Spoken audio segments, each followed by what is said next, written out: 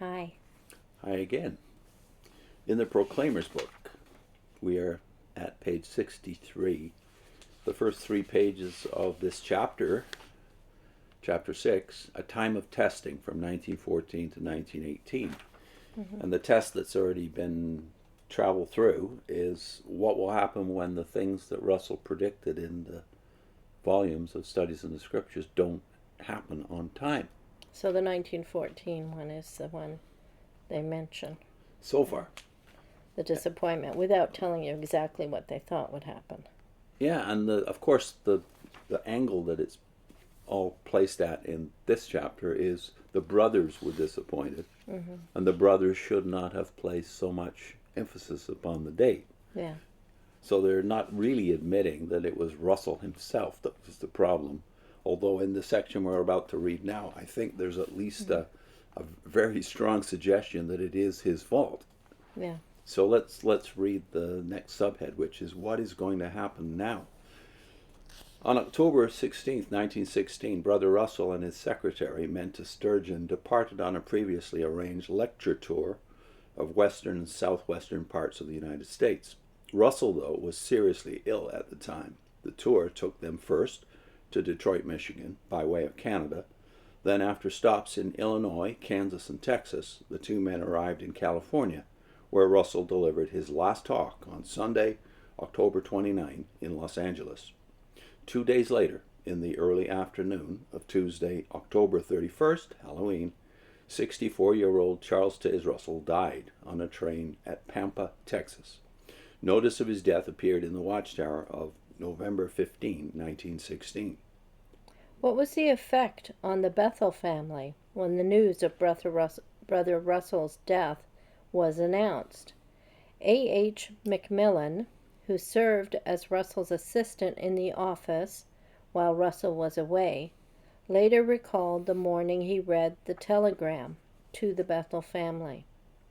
A moan went up all over that dining room. Some wept audibly. None ate breakfast that morning. All were greatly upset. At the end of the meal period, they met in little groups to talk and whisper. What is going to happen now? Little work was done that day. We did not know what to do. It was so unexpected, and yet Russell had tried to prepare us for it. What would we do? The first shock of our loss of C.T. Russell was the worst. For those first few days, our future was a blank wall. Throughout his life, Russell had been the society. The work centered around his dynamic determination to see God's will done. And that's all a quote from A.H. Macmillan, Faith on the March, apparently. Now back to the text of the Proclaimer's book. After funeral services at the Temple in New York and at Carnegie Hall in Pittsburgh, Brother Russell was buried at Allegheny in the Bethel family plot, according to his request. A brief biography of Russell, along with his will and testament, was published in the Watchtower of December 1, 1916, as well as in subsequent editions of the first volumes of Studies in the Scriptures. What would happen now? It was difficult for the Bible students to imagine someone else in Brother Russell's place. Would their understanding of the Scriptures continue to be progressive, or would it stop where it was? Would they become a sect centered around him? Russell himself had made it quite clear that he expected the work to go on. So following his death, some obvious questions soon arose.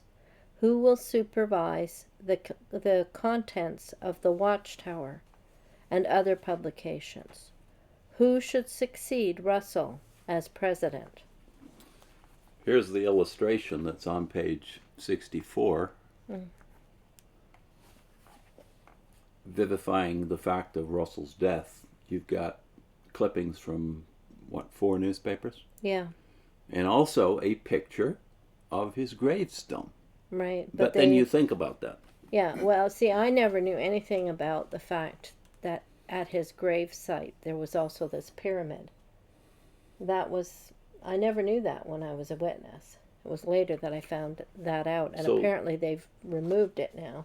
that's, yeah, 30 years after this book was published. But obviously they don't want to show it here for some Yeah. reason, although something about it will be revealed later in the book, interestingly. About the pyramid? I think so. So Oh, we'll okay. get to that much Yeah. later.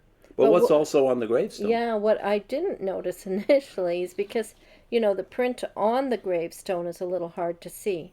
You see very clearly on the top that it says Pastor Russell and his picture is on it. But then, whatever it's, I guess it gives the dates there, but then it has the Laodicean messenger underneath that. So that's what they thought of him. They thought he was the man for the last period of time. No, just in case we don't understand what that connotes, because it's not language we use nowadays.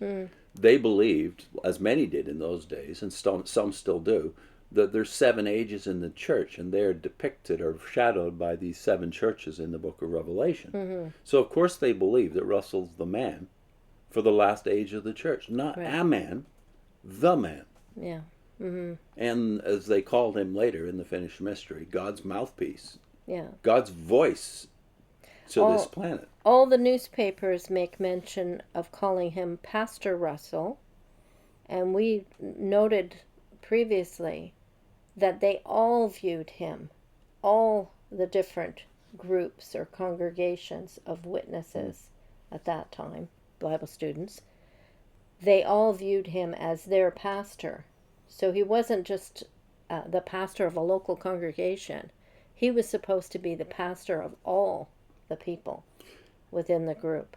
Yeah, so if you wanted to ask the very direct question of when did Jehovah's Witnesses become a cult, well, they couldn't obviously be a cult as Jehovah's Witnesses yet because they're not called by that name. They're called the International Bible Students, the Watchtower Bible and Tract Society. But Macmillan has admitted right here that the society, the Watchtower Society, the corporation that is, and the publishing empire is Russell. Yeah. So the latter part of that second paragraph said throughout his life Russell had been the society. So he's viewed as the society. And this is not at the beginning of his ministry. This is 37 years in. Yeah.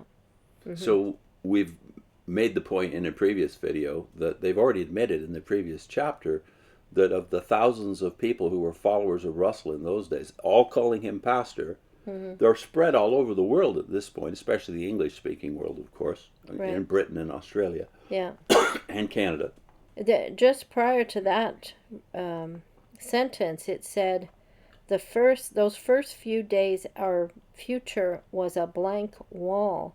And I'm just thinking because I've been around when there's been changes of presidents, but it hasn't had a huge impact. I don't think it has a huge impact on the lives of people, at least not in my day. When there was a switch, it wasn't like you thought that's the end, because the president didn't really have a lot to do in your personal life. You just figured he was the one directing things. And the president is virtually invisible today. Does he exist? I'm not even sure. Yeah, I don't know. Do they have a president now? Because now Maybe. it's the governing body is the big thing. So what's the transition? When did they become a cult? I think the obvious answer is not until Rutherford took over. But the finished mystery will kind of answer that question. When did they become a cult? When they officially started to worship Charles Taze Russell. The finished mystery is the book in tribute to him, actually credited to him, the posthumous work of Pastor Russell after he's dead. And it's for another 11 years that they still insist that he is the faithful and discreet slave after he's dead, right? Right.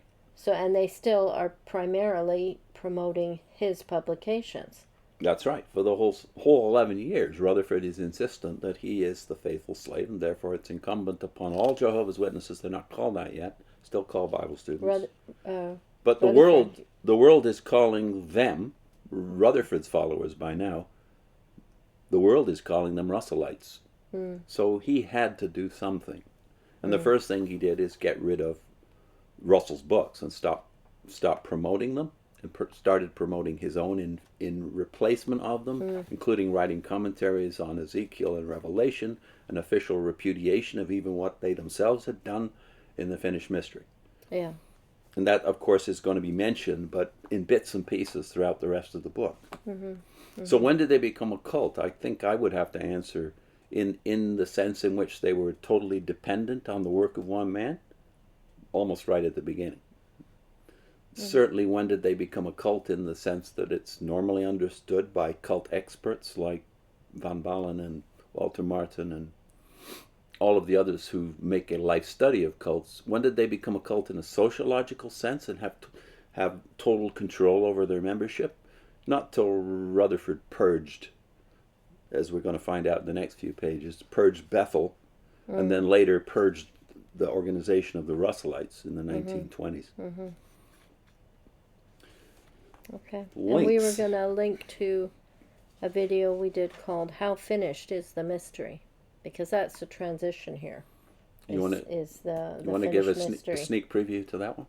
Well, you'll have to do that. Vivian almost fell off the bed reading straight from the book way back when you were still going to the Kingdom Hall, right? Yeah. That's the impact that book has. So we recommend, if you can get a copy of it, cheap, because it's very rare. Yeah. And it might cost you several $100s to get an original. But if you can get the PDF version of it and somehow get your Watchtower relatives and loved ones to read it. I figure if you read that book, that would probably be the end. I said that to my parents. Please read this book. If you're not going to read anything else, read The Finished Mystery. Did they? And I don't think you'd remain a witness. There was so much in that book that I was not expecting and was so outrageous. Yeah. Yeah. It's a quick solution if you can get your loved ones to actually engage what's in that book. The charade is over forever. Yeah. Yeah, we're talking about the original, the longer one. The 600-pager that's published. And we're going to get into that in the next few pages. The next subhead is A Change in Administration. Okay. See you soon. Bye.